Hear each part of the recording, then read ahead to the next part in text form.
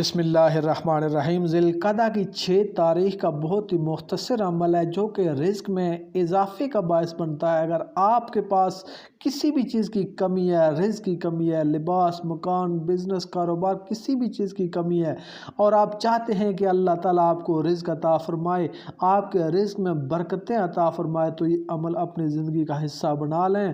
رزق انسان خود اپنے عمل سے اللہ تعالیٰ سے تلاش کرتا ہے، اللہ تعالیٰ سے طلب کرتا ہے، اور اللہ تعالیٰ نے خود ارشاد فرمایا کہ اللہ تعالیٰ تمہیں رزق ایسی جگہ سے دے گا جو تمہارے تصور میں بھی نہیں ہوگا، لیکن تقوی کو اختیار کرو۔ رزق تقوی کے ذریعے بڑھتا ہے۔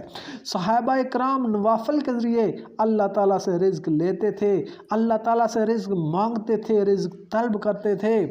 جیسے بری موت صدقہ سے ٹل جاتی ہے، آپ کے ہاں غربت لکھی ہوئی ہے، تنگ دستی لکھی ہوئی ہے، تو اللہ کے حضور دعا کریں، تو وظیفہ کریں، یہ اللہ تعالیٰ آپ سے غربت دور کر دے گا، بہترین رزق عطا فرمائے گا۔ تو دعا کرنے کے لیے رزق آتا ہے، لیکن اگر آپ ناشکری کریں گے تو وہ رزق واپس چلا جاتا ہے۔ اس لیے صحابہ کرام تھوڑے سے رزق پر اللہ تعالیٰ کا شکر ادا کرتے تھے اور اللہ تعالیٰ ان کے رزق کو بڑھا دیتا تھا۔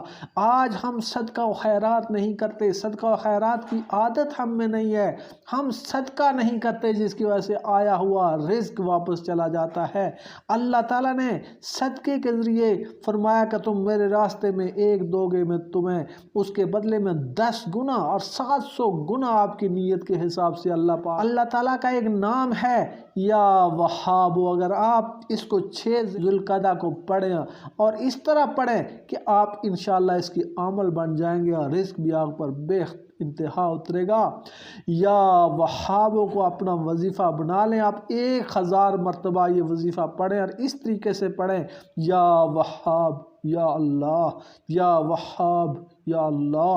اس کو اپنے 1000 مرتبہ پڑھ کر دعا کریں، پھر اس کو اپنا معمول بنائیں، 33 مرتبہ روزانہ پڑھ لیا کریں۔ آپ پر رزق کے دروازے کبھی بند نہیں ہوں گے، آپ پر رزق بارش کی طرح برسے گی، اور اللہ کے راستے میں صدقات و خیرات کیا کریں۔